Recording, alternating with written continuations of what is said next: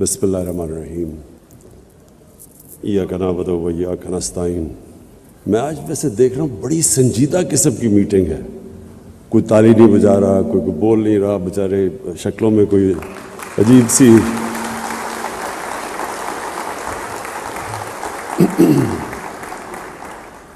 پہلے تو معید یوسف آپ کو میں مبارک دیتا ہوں، خراج تحسین پیش کرتا ہوں کہ یہ بڑی امپورٹنٹ آپ نے یہ جو سیکیورٹی ڈائلاگ ہے یہ ہمارے ملک کے فیوچر کے لیے بہت امپورٹنٹ ہے۔ ہم نے کبھی اس طرح کی سیکیورٹی کے اوپر کوئی بات کی نہیں کہ ہمارے ذہن میں سیکیورٹی کا مطلب تھا فوج، اور ہم نے اس سے آگے کبھی سوچا ہی نہیں کہ سیکیورٹی ایکچولی ملٹی ڈائمینشنل چیز ہوتی ہے۔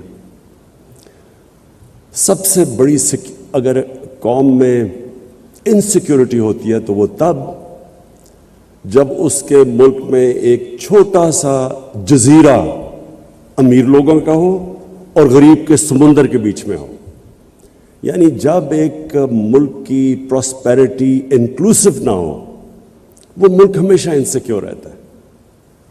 تو میں جب مدینہ کی ریاست کی بات کرتا ہوں مجھے بڑا افسوس ہوتا ہے کہ لوگوں کو اس چیز کا کانسیپٹ سمجھ ہی نہیں ہے مدینہ کی ریاست کیا ہے۔ وہ سمجھتے ہیں جی ووٹ لینے کے لیے بات کر رہے ہیں یا کوئی پتہ نہیں اسلام کو استعمال کر رہے ہیں پولیٹکس کے لیے، اس لیے کیونکہ لوگوں نے اسٹڈی ہی نہیں کیا وہ ماڈل۔ وہ ایک اتنا یونیک ماڈل تھا کہ ایک عظیم لیڈر نے وہ لوگ جن کی حیثیت ہی کوئی نہیں تھی ان کو اس نے اکٹھا کر کے دنیا کا عظیم سویلائزیشن بنا دیا۔ یہ تاریخ کا حصہ ہے، یہ کوئی میتھولوجی نہیں ہے۔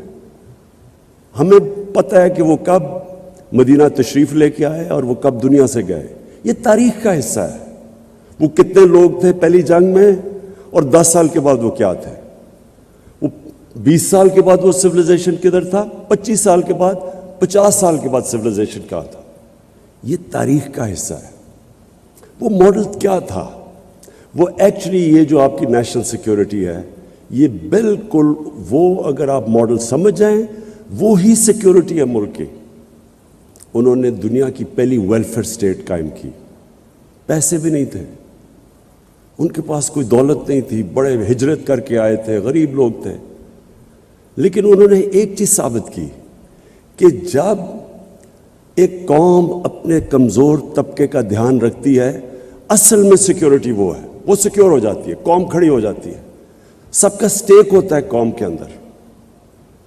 جب تک کہ ہر انسان کا سٹیک نہیں ہوتا آپ جتنے مرضی 22 کروڑ کا ہجوم ہے وہ انسیکیور رہے گی ہمیشہ۔ سیکیورٹی تب آتی ہے جب ہر شہری اپنی قوم کو اون کرتا ہے۔ فوج سیکیورٹی نہیں دے سکتی، لمیٹڈ سیکیورٹی ہے۔ سیکیورٹی دیتی عوام، عوام جب کھڑی ہو جاتی ہے قوم بن جاتی ہے، وہ سب سے طاقتور قوم ہے۔ چھوٹا سا کیوبا، سینکشنز کتنی لگی، وہ کیسے سروائیو کر گیا؟ کیونکہ جو حکومت تھی دنیا کی بہترین فلاحی ریاست انہوں نے بنائی، ہر انسان کے لیے انہوں نے ایک ریاست نے سٹیک دے دیا کہ یہ آپ کی ریاست ہے۔ اور جب انہوں نے ویلفیئر سٹیٹ بنائی کچھ بھی نہیں تھا، کچھ بھی نہیں ہے ان کے پاس، کمپیئر کریں پاکستان سے، لیکن وہ کھڑے ہو گئے۔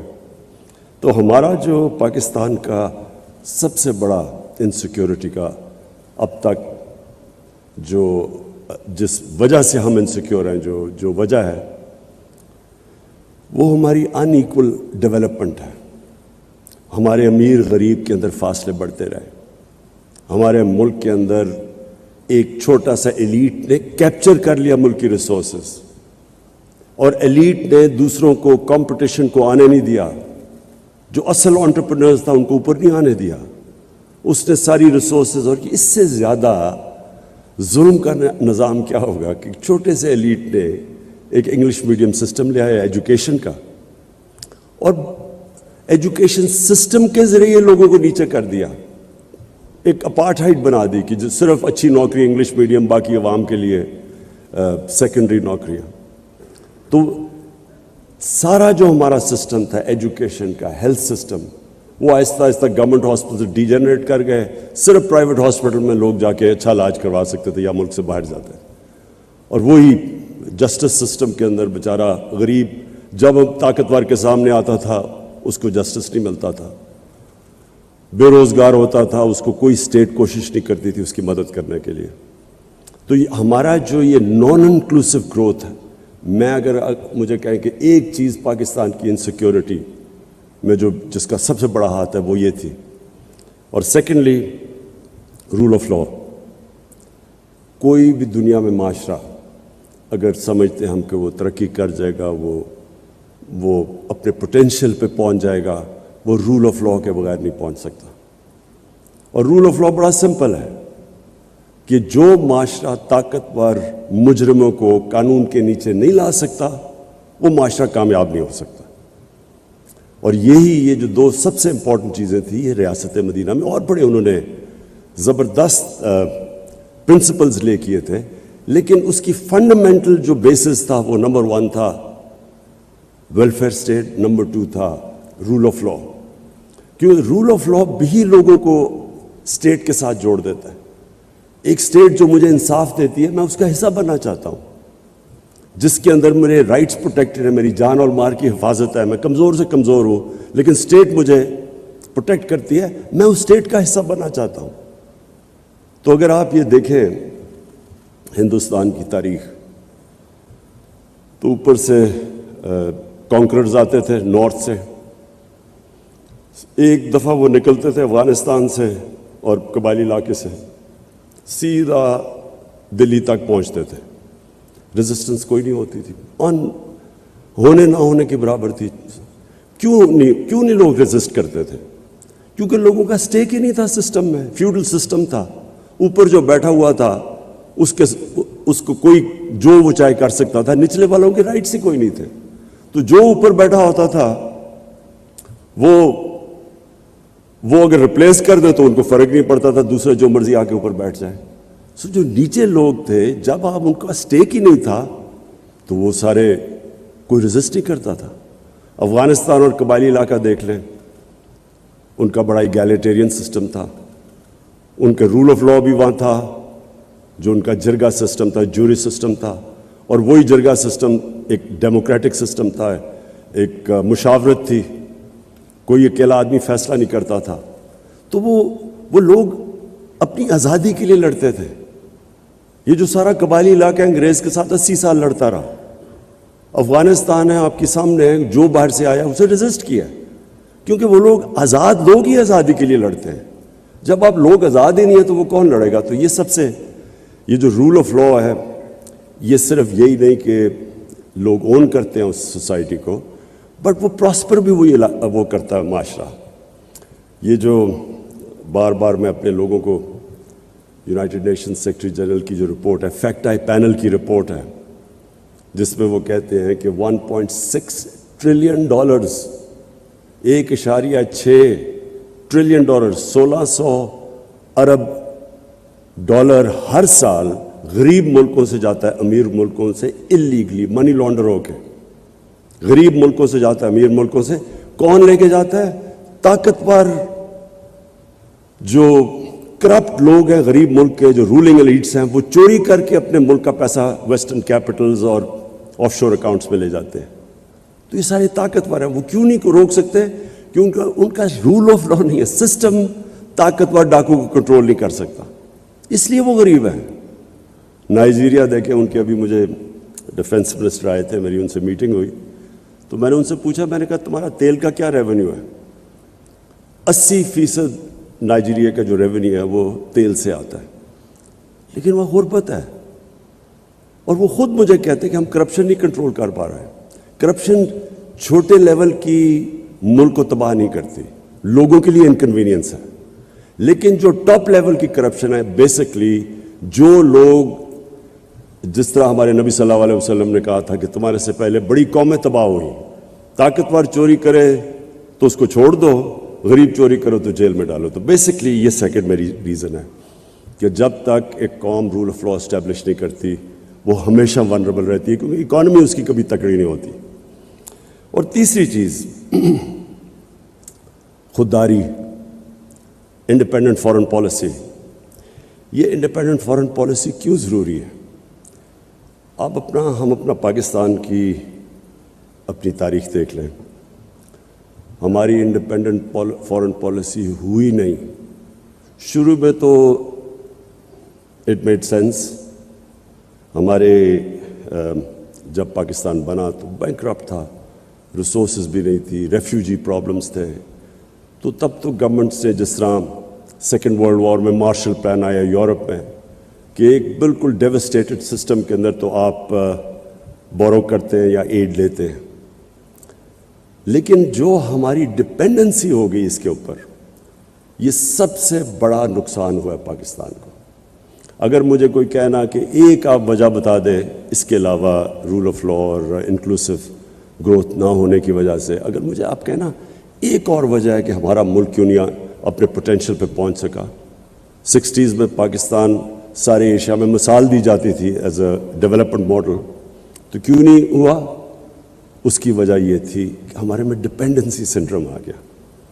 ہم نے اپنے اندر جو انسان کے اندر اللہ نے طاقت دی ہے وہ ہم نے کبھی ڈسکور کرنے کی کوشش نہیں کی. ایک انسان اپنی پوٹینشیل پہ تب پہنچتا ہے جب وہ ریزسٹنس کے سامنے کھڑا ہوتا ہے, جب وہ انسان پش کرتا ہے اپنے آپ کو, اس کے اندر سے اللہ کا اتنا جو پوٹینشیل دیا وہ نکلتا ہے. جس طرح ایک اللہ نے انسان کو بنایا ہے ایسا ہے کہ اگر وہ بازو کو ریزسٹ کرے گا, ویٹس اٹھائے گا, بازو تکڑا ہو جائے گا. بازو کو استعمال نہ کرے وہ سوکھ جائے گا. وہی انسان کا جو اصل پاور ہاؤس ہے, اس کا مائنڈ, جتنا وہ ریزسٹ کرتا ہے اتنی وہ اپنے اندر ڈسکور کرتا ہے اللہ نے کیا صلاحیتیں دی ہیں. قوم کا بھی یہی ہے. قوم کے اندر جب یہی شروع میں آ جائے کہ جی اگر ہمیں ایڈ نہیں ملے گی تو ہم چلیں گے نہیں, تو پہلے معافی سے شروع کریں. وہ قوم نہیں کبھی بنی. قوم بنتی ہے جب ایک independent foreign policy, meaning foreign policy جو قوم کے مفادات کو پرائرٹی دیتی ہے, پھر آگے چیزیں آگے جاتی ہے اس کے. تو اب دیکھ لیں, کبھی ہم نے ایویلیویٹ نہیں کیا کہ ہم نے جب افغان جہاد میں شرکت کی تو اس سے ہم نے کیا کھویا کیا پایا. اس کی کبھی انڈیپینڈنٹ انالیسز نہیں ہوئی کہ ہم نے اپنی بالکل افغانستان کے لوگوں کی مدد کی, فورن آکوپیشن تھی, ان سے ظلم ہوا, ہم نے شرکت کی. لیکن کبھی ہم نے یہ نہیں ایویلیویٹ کیا کہ کیا ہم نے شرکت اس لیے کی کہ ہم افغانستان کے لوگوں کی مدد کرنا چاہتے تھے, یا ہم نے شرکت کی ڈالرز کی وجہ سے اور ایڈ کی وجہ سے. اس کی ہم نے صحیح معنی میں ایویلیویشن نہیں کی, کبھی ڈسکشن نہیں ہوئی. اور اگر آپ اس کی ڈسکشن کریں گے تو جو ہمیں ڈالرز ملے, میں آپ کو جب آپ اس کی ایویلیویشن کریں گے اس سے بہت زیادہ نقصان ہم نے اٹھایا. 5 ملین ریفیوجیز تھے پاکستان میں. پہلی دفعہ سیکٹیرین ملیٹنسی شروع ہو گئی پاکستان میں.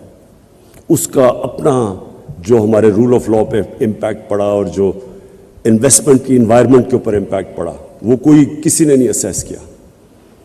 پھر کلیشنکوفز, ڈرگز آ گئی مارکیٹ میں, بلیک کا پیسہ آ گیا, اس کا کیا امپیکٹ پڑا مارکیٹ پہ, کرپشن کیسے بڑھی. پھر جب ہم نے 9/11 کے بعد پھر سے ہم نے شرکت کی تو اس کا کیا امپیکٹ ہوا, کبھی میں نے کبھی کوئی انالیسز پاکستان میں نہیں سنی. اور کیوں اس کی وجہ تھی؟ کیونکہ جو ہماری ایلیٹ تھی اس نے شرکت کی اس میں, وہ تب بھی کی 80s میں, اپوزٹ چیزیں تھیں. 80s میں ہم کر رہے ہیں کہ جی ہم فورن آکوپیشن کے خلاف ہیں, 2000 کے بعد ہم کر رہے ہیں کہ نہیں جی اب فورن آکوپیشن کے بعد جو ریزسٹنس ہے وہ ٹیررزم ہے. یعنی ایک 180 ڈگریز ٹرن کیا ایک ملک نے, اپنی پرنسپلز کو وائلیٹ کیا, اور اس کا جو پھر ہمیں نقصان ہوا, میں نے کبھی یہ نہیں دیکھا کوئی ایویلیویٹ کرے کہ پاکستان کو اس کا کیا فائدہ ہوا, کیا نقصان ہوا. جو ڈیوسٹیشن ہوئی پاکستان میں, جو ہمارا برانڈنگ ہوئی. مجھے یاد ہے آرٹیکل نکلا, the most dangerous place in the world. The most dangerous place in the world, اس ملک میں کیا اکنامکس ہوگی, کیا انویسٹمنٹ ہوگی. اس ٹائم پہ آپ ذرا دیکھیں سب ہمارے سے آگے نکل گئے. انڈیا، بنگلہ دیش، ویتنام، کمبوڈیا، جن کے ہم قریب قریب تھے سارے آگے نکل گئے پاکستان سے. کوئی ایویلیویٹ ہی نہیں کر سکتا کہ ہم نے اس جنگ کی کیا ہمارا ضرورت تھی. اور ہر جگہ اگر آپ باٹم میں جائیں گے تو ہم نے ایڈ کے پیچھے فیصلہ کیا. ہم نے فیصلہ یہ نہیں کیا کہ ہمارے لوگوں کی بہتری کیا ہے. ہمیں ایک کسی اور ملک کے مفادات کے لیے ہم نے اپنے ملک کو قربان کیا اور پھر ایویلیویشن بھی نہیں کبھی کی. تو اس لیے میں یہ بلیو کرتا ہوں کہ جس ملک کی انڈیپینڈنٹ فارن پالیسی نہیں ہے وہ کبھی اپنے لوگوں کے مفادات کی حفاظت نہیں کر سکتا. جو اپنے لوگوں کے انٹرسٹ ہے وہ کبھی نہیں ان کو ڈیفینڈ کر سکتا اور پھر نہ ہی اس کی دنیا میں رسپیکٹ ہوتی ہے. ہم نے پوری کوشش کی اپنے 3.5 سال میں کہ پاکستان کی فارن پالیسی آزاد ہو. بلاک پالیٹکس سے ہم بچیں. ہم برانڈ نہ ہوں کہ ہم اس بلاک میں یا دوسرے بلاک میں. ہم صرف فیصلہ کریں کہ پاکستان کے 22 کروڑ لوگوں کے فائدے میں کیا چیز ہے. ہماری پالیسی صرف اس سے کرافٹ ہو. یہ نہ ہو کہ جو ہمیں ادھر سے حکم ملے تو ہم ادھر چلے جائیں. اور میں سمجھتا ہوں کہ جو پاکستان کو رسپیکٹ ملا ہے کوئی انڈیپینڈنٹ اس کی ایویلیویشن کروائے کہ 3.5 سال میں جو پاکستان کی فارن پالیسی میں انٹرنیشنلی جو ہمیں رسپیکٹ ملا یہ کبھی پاکستان کو پہلے نہیں ملا.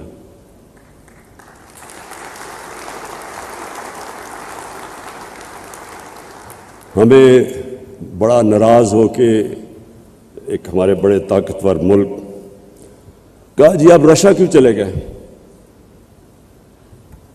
ایک ملک کو کہہ رہے ہیں کہ آپ نے رشیا کا دورہ کیوں کیا ہے اور غصے ہو گئے ہیں. ہندوستان جو ان کا ایلائی ہے کوڈ کے اندر ان کا ایلائی ہے اس کی پوری مدد کر رہے ہیں. وہ نہ تو صرف ہندوستان وہ روس سے نیوٹرل ہے وہ ان سے تیل امپورٹ کر رہے ہیں جب ان کے اوپر کوشش کر رہے ہیں سینکشنز لگانے کی کہ رشیا کو پریشرائز کریں. اور میں آج بیان پڑھ رہا ہوں برطانیہ کی فارن سیکرٹری کا کہ جی ہم ہندوستان کو نہیں کہہ سکتے ان کی انڈیپینڈنٹ فارن پالیسی ہے. It's an independent country. تو ہم کیا ہیں ہمیں تو صرف آپ وہاں کیوں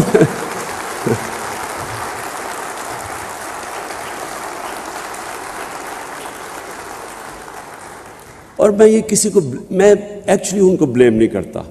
یہ ہمارا قصور ہے. میں ابھی دیکھ رہا تھا کل ہمارے جنہوں نے اچکنے سلوائی ہوئی ہیں وہ انٹرویو دے رہے تھے جی امریکہ کو ناراض نہیں کرنا چاہیے. وہ کھڑے ہو کے انٹرویو دے رہے ہیں ہو امریکہ کے بغیر ہمارا گزارا نہیں ہو سکتا. ان لوگوں کی وجہ سے آج ہم یہاں پہنچے ہیں. انہوں نے اپنے ملک کو اپنے ایلیٹ کے پھر سے میں ریپیٹ کرتا ہوں قوم کے نہیں ایلیٹ کے انٹرسٹ میں قربان کی اپنی قوم. ان کے لیے انہوں نے سارے ہمارے ملک کو ذلیل کیا دنیا میں. ہمارے اکنامک انٹرسٹ انہوں نے قربان کی اپنے ذاتی جن کے پیسے باہر پڑے ہیں دولت باہر پڑی ہوئی ہے. ڈر رہے ہیں وہ کہ جی وہ جو رشین اولیگارکس کے پیسے سے اور آف شور اکاؤنٹ سے ہو رہے ہیں وہ ان کے نہ ہو جائیں پھر. اس لیے یہ ہمارے سارے ملک کی عزت کو داؤ پہ لگاتے ہیں. کبھی کسی ملک کی عزت نہیں ہوتی جو اپنے پیر پہ نہیں کھڑا ہوتا. ہمیشہ خوددار انسانوں کی عزت ہوتی ہے. غیرت مند انسان کی ساری دنیا عزت کرتی ہے. جو اپنی عزت ہی نہیں کرتا اس کی کس نے عزت کرنی ہے. حکم دیتے ہیں ہم تمہیں اگر یہ تم نے اس فلانے کو نو کانفیڈنس میں شکست نہ دی تو بڑے کانسیکوینسز ہوں گے. یہ کبھی کوئی ایک ملک کو کوئی اس طرح کا تھریٹ دے سکتا ہے کیا؟ ہم کو یعنی کیسے ایک قوم کی میں آپ کو یقین بتاؤں کہ ان کے اپنے اخباروں میں یہ پتہ چل جائے تو وہ ان کی ایڈمنسٹریشن کو اپنے اخباروں سے خوف آئے کہ ایسے کوئی کسی کے افیئرز میں مداخلت نہیں کرتا. یہ ہماری غلطی ہے. ہم نے ان کو امپریشن دیا کہ جی آپ کے بغیر ہم زندہ نہیں رہ سکتے. تو میں اس کو سمرائز کرتا ہوں. نیشنل سیکیورٹی ملٹی ڈائمینشنل چیز ہے. سب سے بڑی ڈپینڈ کرتی ہے کہ آپ کی قوم آپ کے ساتھ ملک اور قوم گورنمنٹ اور قوم ایک ہی ہیں. جب وہ ایک ہو جاتے ہیں کوئی چیز امپاسبل نہیں ہوتی. اور وہ تب ہوتی ہے جب کہ گورنمنٹ لوگوں کے انٹرسٹ ان کے نیڈز کی دھیان رکھتی ہے. مجھے جو سب سے بڑی خوشی ہے وہ یہ کہ ہم نے وہ کام کیا جو ڈیولپ ملکوں کے اندر بھی نہیں ہے. Universal health coverage. ہم نے ہیلتھ کارڈ لے کے آئے ہیں جتنے ہمارے صوبے ہیں, پنجاب, کے پی, گلگت بلتستان اور آزاد کشمیر, ہر خاندان کو ہم نے ہیلتھ کارڈ دیا ہے, ہیلتھ انشورنس. 10 لاکھ روپیہ خاندان کسی بھی ہاسپٹل میں جا کے علاج کروا سکے. یہ یاد رکھیں, گورنمنٹ میں نہیں, وہ جو پرائیویٹ ہاسپٹل کا سوچ بھی نہیں سکتا تھا, آج غریب سے غریب آدمی جا کے پرائیویٹ ہاسپٹل پہ اپنا علاج کروا سکتا ہے. یہ اس لیے کہ جو سب سے زیادہ ونربلٹی ایک انسان کی ہوتی ہے وہ جب اس کے گھر میں بیماری ہو اور اس کے پاس پیسہ نہ ہو علاج کروانے کا.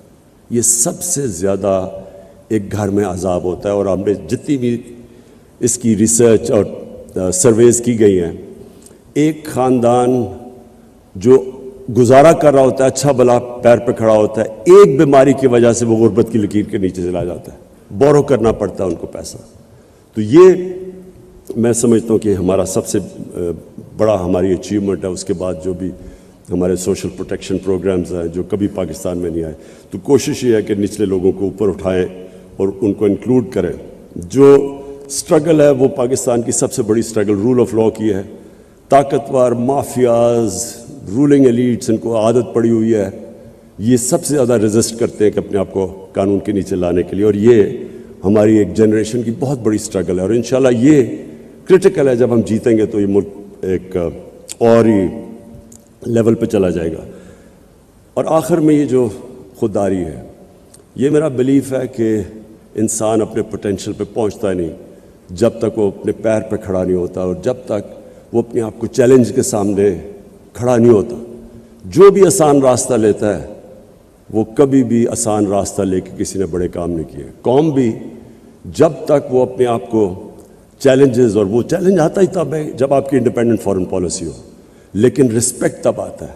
اور میں یہاں ہندوستان کو داد دوں گا کہ ان کو جس طرح کی انہوں نے فارن پالیسی رکھی ہے, ہمیشہ انہوں نے ان کی فارن پالیسی انڈیپینڈنٹ رہی ہے, اپنے لوگوں کے لیے رہی ہے, اور وہ بڑا پروٹیکٹ کرتے ہیں اپنی انڈیپینڈنٹ فارن پالیسی. اور انڈیپینڈنٹ فارن پالیسی سے یہ ہے, میں صرف اپنی آخر میں کنکلوڈ کروں کہ ہم نے سعودی عربیہ, ترکی سے, ایران سے, ان کی آپس میں اختلاف پوری کوشش کی, بجائے یہ کہ ہم فریق بنے. ہم نے کوشش کی کہ ان کو اکٹھا کرنے کی. پھر افغانستان میں پاکستان کا بہت بڑا رول ہے. ہم نے پوری کوشش کی کہ جو افغانستان کا پیس پروسیس ہے اس کو ہم آگے بڑھائیں.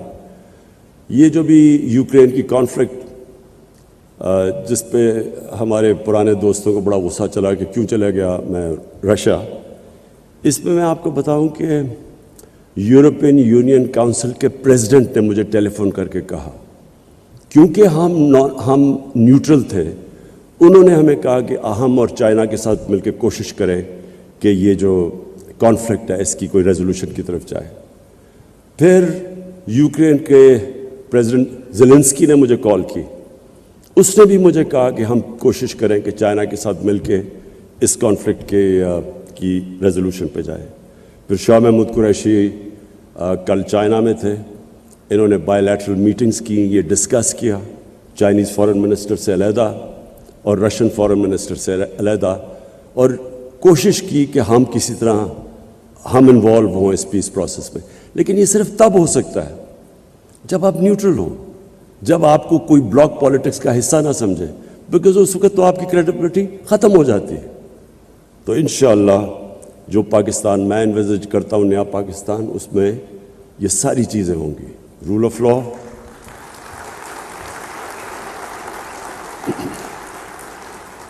لاء, فلاحی ریاست جس میں انسانیت ہو, جس میں انکلوسو گروتھ ہو, اور ایک انڈیپینڈنٹ فارن پالیسی جس کا صرف ایک مقصد ہو کہ ہمارے لوگوں کے انٹرسٹ کو پرائرٹائز کیا جائے.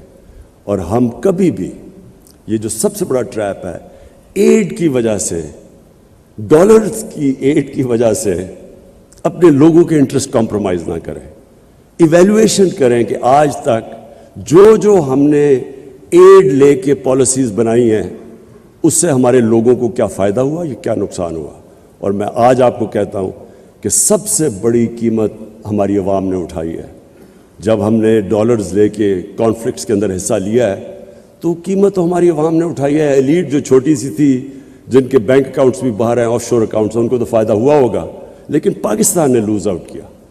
تو میں معید آپ کو پھر سے اینڈ میں سیکیورٹی ڈائلاگ کی خراج تحسین پیش کرتا ہوں. یہ بڑا زبردست آپ نے کام کیا سارے اسٹیک ہولڈرز کو، تاکہ ہمارا ایک کنسنسس بنے سارے ملک میں کہ جو ہمارا سیکیورٹی کا جو روڈ میپ ہے وہ سب اسٹیک ہولڈرز اس کو اون کریں.